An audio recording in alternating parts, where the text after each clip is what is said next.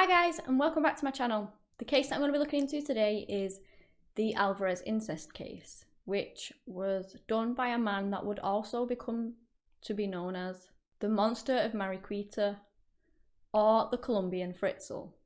This was actually a suggested case by Kate Spencer, so thank you so much for that. I appreciate any suggestions you guys have. As you well know, it educates myself as well as other people about all these cases that maybe you might not have heard of before.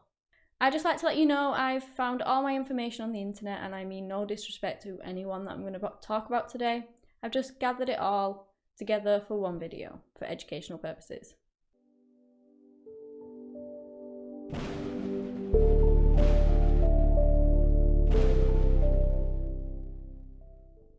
Once more, please do forgive me if I pronounce any of the names incorrectly. With it being a case from a different country, sometimes I do struggle with the pronunciations, so please bear with me.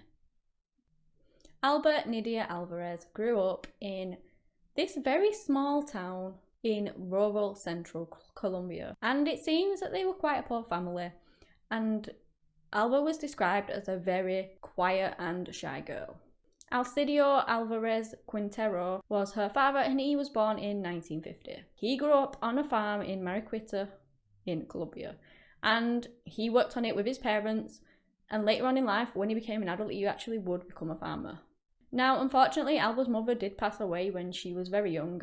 She was only around about the age of 5, and shortly after this, the age is disputed. Some people say 5, some people say 7, but her father started to abuse her. He would hit her and he would sexually abuse her for years. Now, he didn't allow Alba to attend a public school, so he just kept her away from people. She led a very isolated life, and once more, he abused her. But he probably didn't allow her to go to school to hide the fact that he was abusing her. If she would ever go into school with marks or things like that, people would be suspicious. People would think something was going on at home. And so he just didn't allow her to go to school at all. So she was very lonely. Children go to school, they socialise, they meet new friends, they get educated, but she wasn't allowed to do any of that. She had no one to tell what had been happening to her, because the only person that she really ever spoke to was the man that was doing it to her. And like I said, he kept her away from the public as much as he could. He made sure that no one would find out what he was doing.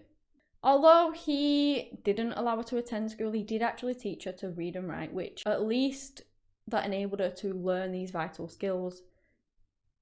Sometimes people don't even do that. As I said, he sexually assaulted her.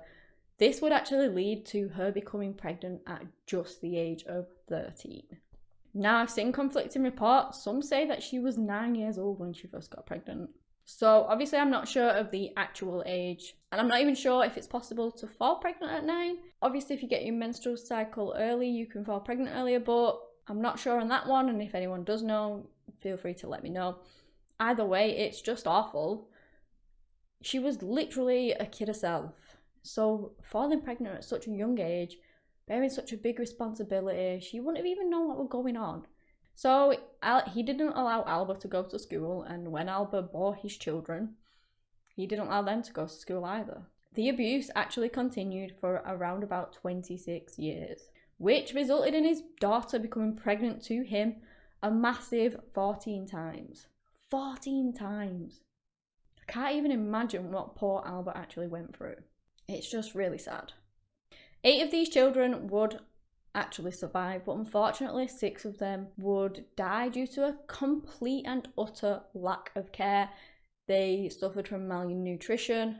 They weren't given medical care, which could have potentially saved their lives. He could have taken them to a hospital, given them the medical care that they needed, and they might have survived. However, he didn't want to do that. He didn't want anyone suspicious, so he just let them die.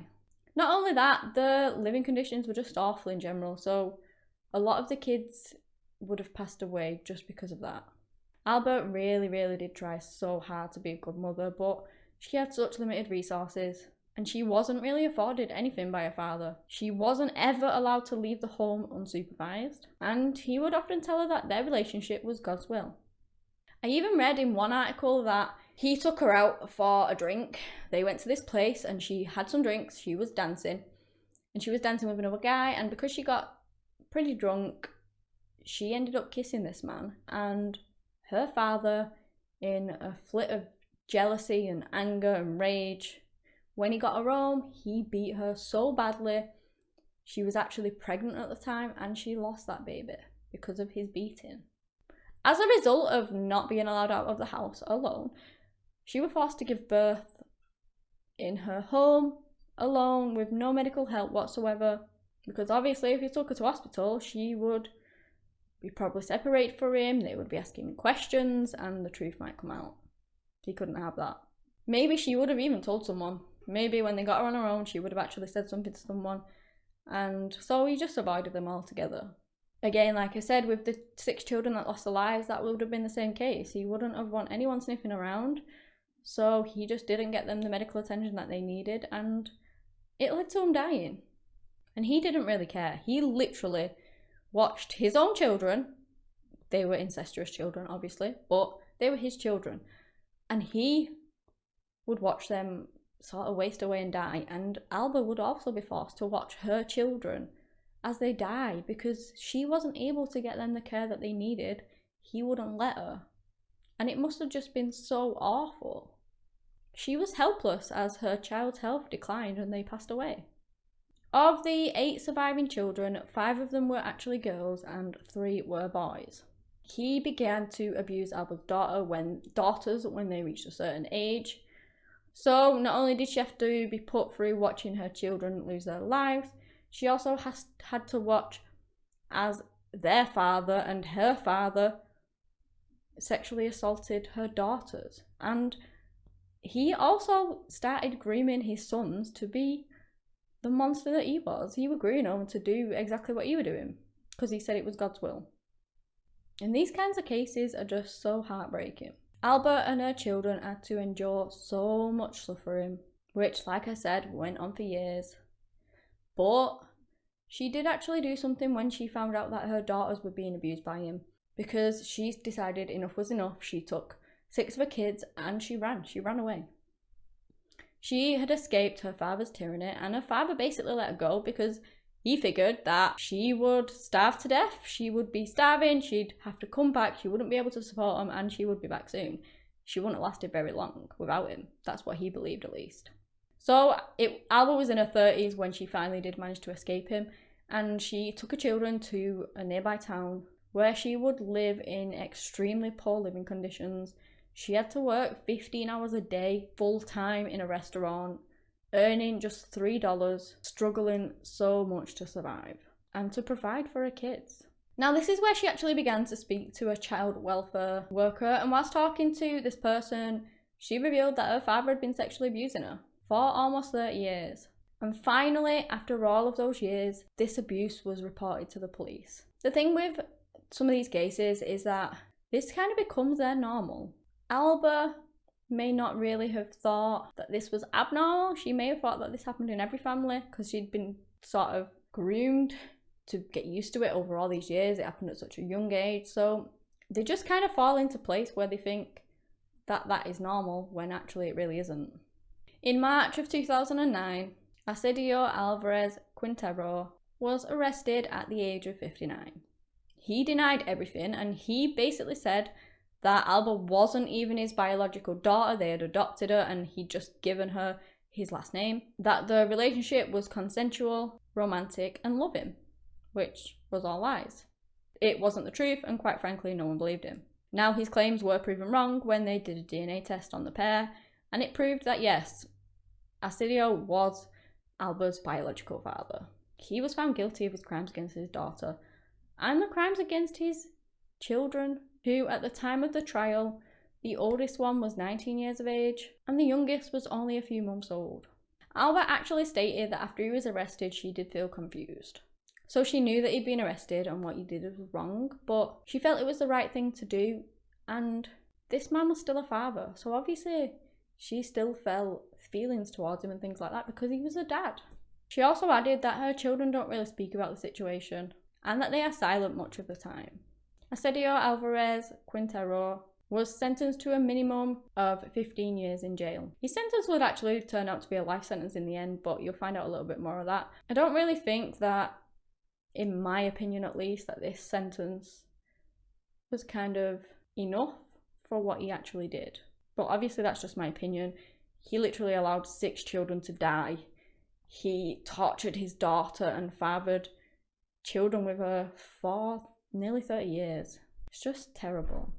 During his time in jail, he awaited his court dates and he was literally under police guard because the community that completely despised him, they completely hated him for what he'd done.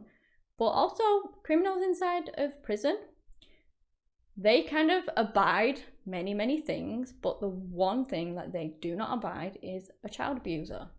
So they had to protect him for his own safety. Otherwise, one of the criminals, one of the other prisoners might have done something to him and they might have actually taken his life. I did find that a local councilwoman actually publicised the conditions in which Albert and her children were living in with her father, how poor their health was, and actually during the investigation it came to light that people in the community were kind of suspicious and were slightly aware of what was happening, but nobody said anything. I don't know if they thought something to that extent was actually going on, whether they just thought it was a bit odd, or whether they truly knew what he was doing. But since they didn't report it, maybe they didn't realise the extent of it. I do really think that when people sort of have those suspicions, but then never really think too much of it and never report it, that when it all comes to light, they probably do feel guilty because they never actually reported it themselves. But at the same time, they don't really know what's going on. Some people don't like getting in other people's business, things like that. So it's not really their fault. It is sad though, because maybe if someone did report it, that Albert could have been saved a lot earlier and would have been sort of spared all of the torture and all of the sexual assaults and the beatings that she actually had to go through. I'm in no way saying anything bad against the community around them, but it might just be worth actually noting that maybe if someone is suspicious of abuse, that maybe they could just report it anyway, because if they're wrong, they're wrong. It's not going to be the end of the world, but if they're right, they could potentially save someone's life. In 2011, Arcio actually passed away whilst he was serving his sentence in jail. From what I could find, not long before he died, he went in to have his gallbladder removed. And several weeks before he actually died, he was very ill and he was hospitalised on many occasions. I really found this case very heartbreaking. What Albert and her children had to endure was just awful. And to them, like I said, it would have been just a normal everyday life. Her children have even spoken to her and they're confused why their dad and her dad isn't around, and they're too young to understand. They didn't know what was going on. To them, like I said, it was just everyday life, and they thought that he was her husband. But at the same time, at least now they can grow up with a good education, they can be taught, they can just start anew and start a fresh life in the outside world where they should have been all along. If you guys have any more suggested cases, please do let me know and I'll look into them for you. If you've enjoyed this video, please give it a big thumbs up and also subscribe to my channel if you want to see similar content. Anyway guys, that's all I have today on the Álvarez Incest case. Thank you so much for watching, and until next time, bye!